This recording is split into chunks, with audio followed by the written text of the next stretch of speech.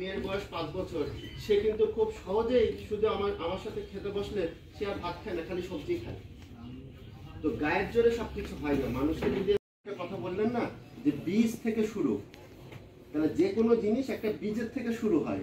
তাহলে আমার এই খাদ্যটা যেগুলো আসলে কতটুকু তাপমাত্রায় এটা নষ্ট হয় কি হয় না।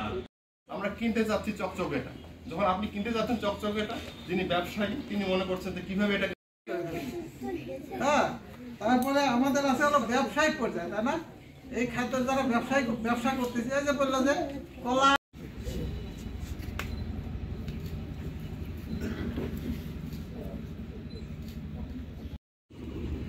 আচ্ছা, এই পর্যায়ে আমি আমাদের ওয়ার্ল্ড ফাউন্ডেশনের গো গ্রিন সেন্টারের একটি ধারণাপত্র পাঠ করার জন্য অনুরোধ করছি।